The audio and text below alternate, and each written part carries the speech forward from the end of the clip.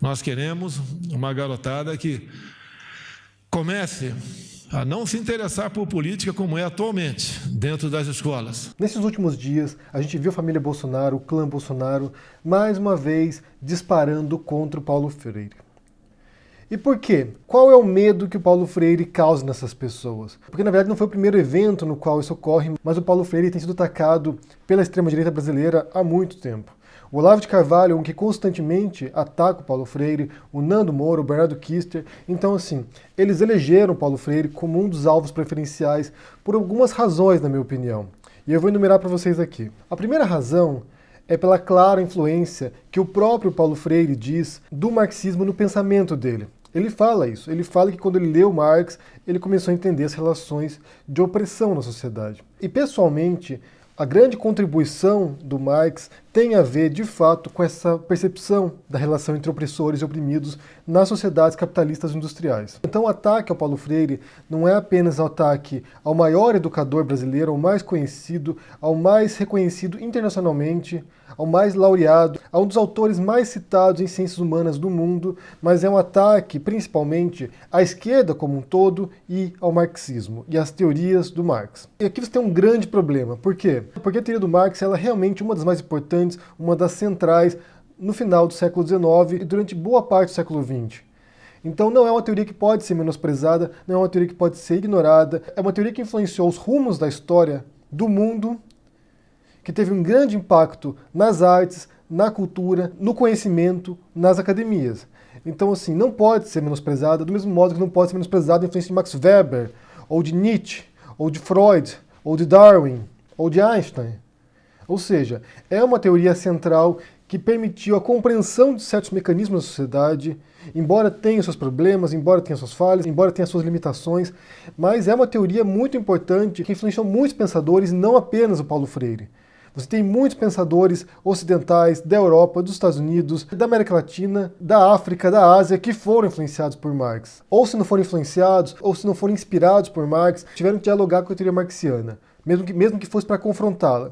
Então, assim, não é uma teoria que pode ser desprezada e nem o seu impacto social, cultural e histórico ao longo do século XX. E se o ataque é um ataque ao comunismo, à esquerda e ao marxismo, então além de proibir o Paulo Freire, além de atacar o Paulo Freire, eles terão de atacar também o Graciliano Ramos, por exemplo, um dos maiores escritores brasileiros, autor de Vidas Secas, que foi preso por ser considerado um militante comunista. Inclusive na prisão ele escreveu Memórias do Cárcere e depois se filiou ao PCdoB. Terão de proibir também a leitura de Jorge Amado, que foi, durante boa vida dele, militante comunista.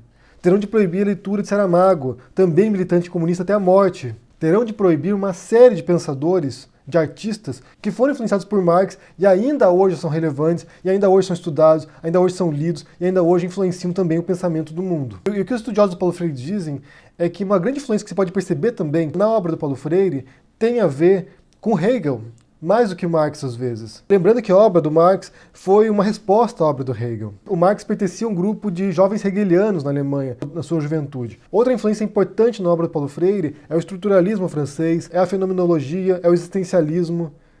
Então são várias correntes de pensamento continentais, da Europa continental, que estão presentes na obra do Paulo Freire e que dialogam com essa questão do Marx. E o próprio Paulo Freire também se diz cristão, então assim, você tem uma série de influências que levaram à produção da obra freiriana. E ele era, evidentemente, um autor de esquerda, era, evidentemente, alguém que defendia causas sociais, era alguém que lidava com questões de classe na obra dele, da questão de oprimidos mesmo. Então esse primeiro ataque tem a ver com isso. Atacar a esquerda, atacar o marxismo, atacar um tipo de pensamento, uma teoria. O segundo ataque à obra do Freire tem a ver, na minha opinião, com a desconstrução de um mito que se formou. Porque o Paulo Freire é considerado hoje o patrono da educação no Brasil. Como eu disse, é um autor respeitado mundialmente, citado mundialmente. A obra dele é referência em Portugal, na Finlândia, nos Estados Unidos. Você vai encontrar muita gente no mundo inteiro que estuda a obra do Freire. E no Brasil também, inevitavelmente. Se você faz um curso de licenciatura, você provavelmente vai passar por Paulo Freire, por Vygotsky e por Piaget, que são, no Brasil, a tríade de grandes autores da educação, de grandes autores pedagógicos. E o que se formou em torno do Paulo Freire foi esse mito do pedagogo, educador, libertador do Brasil na questão da educação. E assim como todo mito, há uma simplificação de quem era o Paulo Freire. Há uma simplificação do que ele pensava, daquilo que ele representa. E ele não é também o único mito que é atacado. Além do Paulo Freire, a extrema-direita brasileira também ataca o Che Guevara, também ataca o Fidel Castro, também ataca a luta armada no Brasil contra a ditadura. E eles fazem isso porque eles compreendem que, para poder implantar um novo mito, um novo símbolo para a extrema-direita, eles precisam primeiro desconstruir outros mitos. Então eles precisam desconstruir o Paulo Freire para poder substituir o Paulo Freire por outro autor que simboliza a mentalidade deles, que simboliza aquilo que eles defendem. Eles precisam derrubar Che Guevara para poder colocar outro no lugar. Eles precisam derrubar Fidel ou derrubar a luta armada no Brasil para colocarem outros mitos. Então, por exemplo, o que você vê é a crítica ao Che Guevara, por exemplo, ou a crítica à luta armada no Brasil pelo Bolsonaro, mas o elogio ao Ustra. Então eles criticam guerrilheiros, revolucionários cubanos, mas elogiam um torturador da ditadura. Eles criticam Paulo Freire, tentam destruir a imagem do Paulo Freire, mas elevam a imagem do Olavo de Carvalho, que nem tem ensino fundamental completo, que nunca fez uma faculdade na vida, que não é um professor, que não é um educador, e que tem uma teoria frágil, inconsistente, repleta de teorias conspiratórias. Ou seja, eles querem destruir a imagem de um educador mundialmente reconhecido para substituir por um astrólogo teórico da conspiração, que, como já foi exposto em vários artigos, em vários vídeos, não consegue interpretar conceitos básicos dos filósofos que ele menciona. E como eu disse, essa noção de um mito é muito simplificadora. Porque o Che Guevara ele não é apenas um herói, mas também não é apenas um monstro. O Marx não é apenas um gênio, mas também não é um demônio. O Paulo Freire não é apenas patrono da educação, mas também não é um doutrinador. As pessoas são muito mais sofisticadas do que essa simplificação. Um dos livros que eu estou lendo agora é esse aqui, olha, Che Guevara, A Revolutionary Life, do John Lee Anderson, que é a biografia do Che Guevara. Acho que é uma das melhores biografias que foram escritas sobre ele. E quando você começa a analisar a vida da pessoa real, né, além do mito, além do símbolo que se tornou, você vê que é uma pessoa comum, com erros, com falhas. Eu li a biografia do Marx, você vê uma pessoa complicada, uma pessoa cheia de problemas, mas que, por outro lado, também é uma pessoa brilhante a ponto de compreender sua época. Então, quando a gente falar em termos de mito, de símbolos, é muito difícil compreender quão intrincada é a vida, a teoria, o pensamento, o contexto dessas pessoas, dessas personalidades, desses autores. Então tentar transformar o Paulo Freire num mero doutrinador é uma simplificação boçal. É tentar destruir o legado dele a partir de uma simplificação grosseira. Ele é muito mais do que isso. E a obra dele é muito mais do que isso também. E aqui vem o terceiro ponto, que essa crítica a uma pedagogia libertadora, emancipadora. A pedagogia crítica do Paulo Freire, que foi revolucionária, que foi inovadora, que serve de referência, embora ela sempre seja usada em conjunto com outras teorias pedagógicas. Você raramente vai ver alguém aplicando totalmente a pedagogia do Paulo Freire. Ela funciona em conjunto com outras teorias. E como eu disse, é respeitada mundialmente. Você tem o Instituto Paulo Freire na Finlândia, e lá é usado nas escolas algumas das práticas, alguns dos métodos do Paulo Freire. Nos Estados Unidos é um autor muito citado. Então, assim, ele é relevante. Há suas críticas à teoria dele, há a crítica à linguagem que ele utiliza, há crítica a alguns conceitos dele. Existe. Todos os autores que são mundialmente reconhecidos são criticados. Se você tem essa exposição mundial como o Paulo Freire tem, ele será criticado por autores que discordam dele, por autores que querem refinar a teoria dele. Ou seja, é inevitável que ele seja criticado.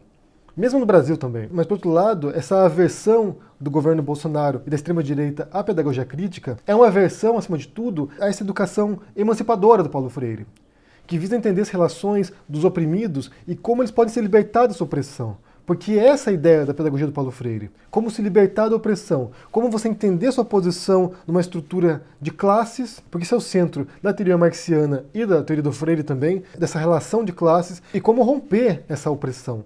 Como deixar de ser oprimido. Como se emancipar desses grilhões. E quando você vê o Bolsonaro dizendo na posse do ministro da Educação, dizendo o seguinte: queremos uma garotada que comece a não se interessar por política como é atualmente dentro da escola, você percebe qual é a meta do governo Bolsonaro e qual é a meta da extrema-direita. Eles partem de uma noção equivocada de que o aluno é facilmente doutrinável, que o aluno é uma página em branco que chega na escola e o professor enche a cabecinha do aluno com o que eles quiserem. E não é assim que funciona. E essa é a compreensão que o Paulo Freire também tem. Que nós, enquanto seres humanos, mesmo crianças, somos atravessados por uma série de influências.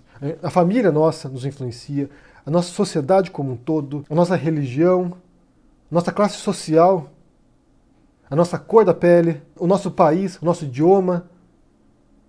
Ou seja, você ser um homem branco, hétero, britânico em Londres, de classe média, você será atravessado por uma série de influências, uma série de discursos, uma série de práticas que será completamente diferente de uma mulher lésbica, pobre, no Brasil e ateia. Porque são contextos completamente diferentes. E a percepção do Paulo Freire é que para você ensinar alguém, para você educar uma pessoa para a vida, e não apenas conteúdo, não apenas erudição, mas uma educação para a vida, você precisa fazer um esforço, enquanto professor pelo menos, para compreender o contexto dos seus alunos e mediar esse processo emancipador dos seus alunos.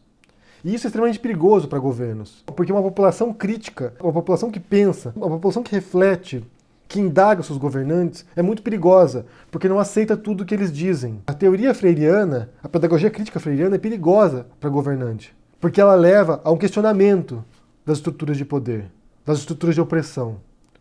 Por isso que a extrema-direita, que se fia nessa estrutura hierárquica, que a base do pensamento deles é uma hierarquia sólida para poder dar uma sensação de ordem na sociedade, por isso que é tão perigosa a teoria freiriana para eles, porque é uma teoria que visa romper com essa estrutura social e hierárquica, criar uma sociedade horizontal, sem oprimidos, sem opressores. Isso é tudo que um conservador, um neoconservador pelo menos, um extremista de direita não quer. Porque o que eles querem é uma sociedade muito bem estruturada, onde o patrão seja muito bem definido e quem serve seja muito bem definido também. Para que não haja esse tipo de fluidez de classes. Para que não haja questionamento de autoridade.